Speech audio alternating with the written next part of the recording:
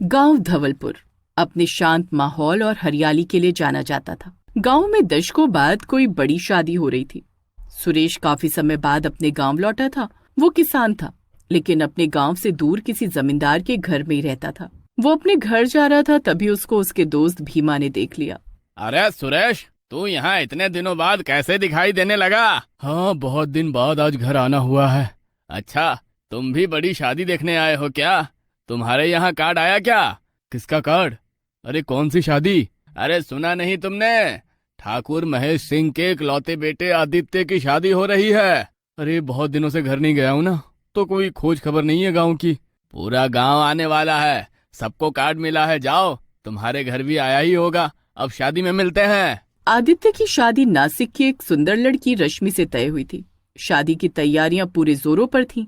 सुरेश भी अपने घर पहुंच चुका होता है और जाते ही अपनी पत्नी सीमा से पूछता है, अरे सुनो, कहाँ हो? सीमा कहाँ गई? जब भी कोई काम हो ये गायब हो जाती है। आ गई, क्यों आते आते चिल्लाने लगे? अरे कोई कार्ड आया है क्या हमारे यहाँ शादी का? हाँ आया तो है, महेश सिंह के लड़के की शादी है। हाँ चलना, शादी बहुत अच्छी होगी, हमें चलना चाहिए। क्या बात है, शादी के इतने साल बाद तुमने कहीं मुझे लेकर जाने का नाम लिया है। शादी वाले दिन चारों तरफ धूमधाम मची हुई थी। सब लोगों का बहुत स्वागत है शादी में। जी भर के खाइए और आशीर्वाद देकर जाइएगा। सब खाने चले जाते हैं और सबसे अनोखी बात ये थी कि शादी में मुंबई का खास वड़ा पाव काउंटर लगाया गया था, जिसे चलाने के लिए एक महिला को खास बुलाया गया था। उसका नाम किसी को नहीं पता था। सब उसे वड़ा पाव वाली मैडम कहकर बुला रहे थे। उसके चेहरे पर हमेशा मुस्कान रहती, लेकिन उसकी आंखें बहुत अजीब थी, इतनी गहरी और डरावनी कि देखने वालों की रूह कांप जाए। सीमा, तुमने खाया क्या वड़ा पाव? इतनी भीड़ है, कुछ तो बात जरूर है इसमें। मेरे पति गए हैं लेने, वो लाएंगे तब खाऊंगी। शादी में तो सबसे ज्यादा लोग वड़ा पाव स्टॉल पर ही लाइन में खड़े हैं। जो भी एक बार खाता है वो जैसे सम्मोहित हो जाता है। सब कहते हैं आज तक ऐसा स्वाद नहीं चखा। वड़ा पाव देने वाली एक अजीब सी मुस्कुराहट के साथ वड़ा पाव दे रही है, देखो तो। सीमा ने गौर किया कि वड़ा पाव खा तो रहे हैं लोग, लेकिन कुछ लोग थोड़ी देर बाद बेचैन हो जाते, उल्टी करने लगते या बेहोश हो जाते। डॉक्टर को बुलाया गया, लेकिन कारण समझ नहीं आया। थोड़ी देर बाद दूल्हे के छोटे भाई रोहित ने भी जब वड़ा पाव खाया तो अचानक उसकी आंखें लाल हो गईं और वो जोर से चिल्लाया, वो चुड़ैल है, वड़ा पाव मत खाओ, वो मारने आई है सबको, सब उससे दूर रहो। लेकिन लोग इसे मजाक समझकर हंस दिए और शादी को अच्छे से देखने लगे। लेकिन कुछ ही देर बाद रोहित गायब हो गया। तभी वड़ा पाव खिलाने वाली अंदर से आती है। उसके मुंह पर खून लगा होता है। क्या हुआ, आपका बेटा नहीं मिल रहा क्या? नहीं, रस्में होने वाली हैं, जाने कहाँ चला गया, फोन भी नहीं लग रहा है इसका तो। वड़ा पाव वाली लड़की आती है और धीरे से रोहित की माँ के कान में बोलती है, अब वो आएगा भी नहीं, बेकार में उसका इंतजार मत करो। और वो वहाँ से जाने लगती है। रोहित की माँ डर जाती है और उसके पीछे जाती है। वो देखती है कि वो वड़ा पाव खिलाने वाली लड़की अचानक एक भयानक चुड़ैल बन गई है। इसका मतलब रोहित सच बोल रहा था।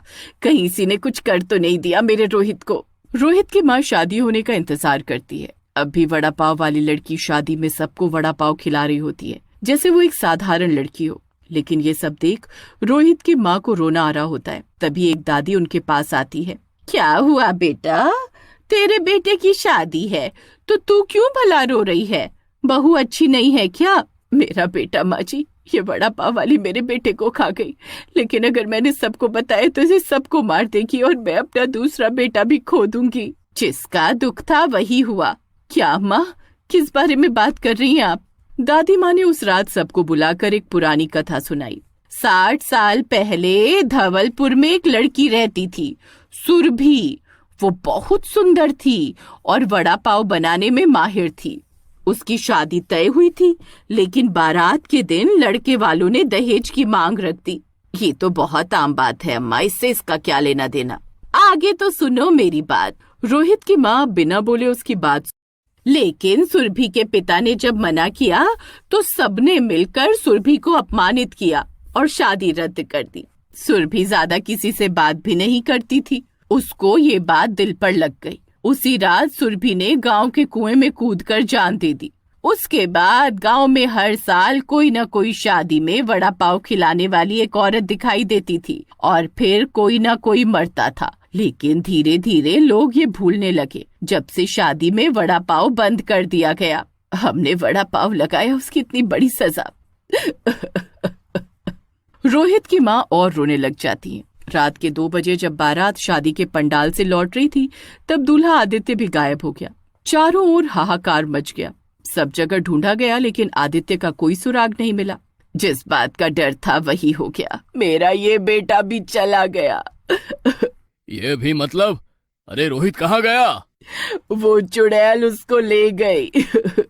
कौन चुड़ैल? क्या बोल रही हो तुम? तभी कोई भागकर आता है और बताता है कि शादी वाले लॉन के पास बने पुराने स्टोर रूम से अजीब सी हंसी की आवाज आ रही है। ये सब क्या हो रहा है? कोई बताएगा मुझे? लेकिन रोहित के पापा की बात को अनसुना करके लोग भागने लगते हैं। जब लोग वहां पहुंचे तो देखा कि स्टोर रूम का दरवाजा खुला है और वहां पर वड़ा पाव वाली महिला खड़ी है, लेकिन अब उसके बाल खुले हुए हैं। उसके हाथ में आदित्य का सिर था। सबके सामने उसने कहा, वादा किया था, शादी में बुलाओगे तो सबको खिलाऊंगी। गांव में हड़कंप मच गया। पुलिस आई, लेकिन कोई सबूत नहीं मिला। सबूत मिलता भी कैसे? ये किसी इंसान का किया धरा नहीं था, ये तो एक चुड़ैल ने किया था। अगले दिन गांव के मंदिर में पुजारी ने बताया, शादी बड़ी बात होती है, हमें हर बात का ध्यान रखकर चलना चाहिए। अब क्योंकि सुरभि की आत्मा वड़ा पाव के जरिए अपना बदला लेती है, जिस भी शादी में वड़ा पाव बनेगा वहाँ वो आएगी, खिलाएगी और किसी न किसी को ले जाएगी। कभी बस एक को, कभी बहुत लोगों को। अरे लेकिन आपने शादी की तारीख ऐसी क्यों रखी जब इतना बुरा होने वाला था? मैंने तो बताया था, लेकिन महेश नहीं माने। लोगों ने शादी के आयोजक ठाकुर महेश सिंह को दोषी ठहराया कि उन्होंने बिना पंडित से पूछे शादी की तारीख रखी, और वो भी अमावस्या की रात। ये वही तारीख थी जिस रात सुरभि मरी थी। अब कुछ तो करना पड़ेगा जिससे छुटकारा मिले। कुछ साहसी युवकों ने तय किया कि वो इस रहस्य को सुलझाएंगे। उन्होंने उसी स्टॉल पर बचा हुआ वड़ा पाव चखा, लेकिन चखते ही उन्हें दिखने लगा एक और संसार, और सुरभि की आत्मा वहां राज कर रही थी। ये कैसी जगह है? गांव के सारे लोग कहाँ गए? उनमें से एक लड़के अर्जुन ने एक घर देखा। उस घर में घुसने पर हर जगह राजू राजू लिखा हुआ था। ये सुरभि की दुनिया है, वो हमें कुछ बताना चाहती है, लेकिन इसकी शादी तो किसी और से होनी थी ना। वो देखो उस दीवार पर। एक दीवार पर 2 छोटे छोटे बच्चे बने होते हैं, एक पर सुरभि लिखा होता है और दूसरे पर राजू। शायद ये राजू ही सुरभि का असली प्यार है। राजू के जाने के बाद उसने फैसला किया होगा किसी और से शादी करने का, लेकिन वहाँ भी अपमान मिला। इसका मतलब हमें राजू को ढूंढना होगा। राजू अब एक वृद्ध था और पुणे में रहता था। जब उसे बुलाया गया और कहानी सुनाई गई तो वो फूट फूट कर रो पड़ा। उसने कहा, मैं सुरभि से प्रेम करता था, लेकिन मैं डर गया था। मैं शादी के दिन भाग गया था। पंडित ने बताया, अगर राजू सुरभि की आत्मा के सामने अपने अपराध को स्वीकार कर ले और वड़ा पाव की जगह उसे उसके पसंदीदा गुलाब जामुन अर्पण करे तो आत्मा को शांति मिल सकती है। गांव के मंदिर में विशेष हवन का आयोजन हुआ। रात को फिर वही आत्मा प्रकट हुई, लेकिन इस बार और भी विकराल रूप में। पूरा गांव थर्रा उठा। सुरभि की आत्मा चिल्लाई, अब मुझसे कोई नहीं बचेगा। तभी राजू सामने आया और हाथ जोड़कर बोला, मुझे माफ कर दो सुरभि, मैं डर गया था। मैंने तुम्हें कभी नहीं छोड़ा था, बस तुम्हारी शादी रोकने की हिम्मत नहीं कर पाया। राजू ने गुलाब जामुन अर्पण किए और सुरभि का नाम लेकर प्रार्थना की।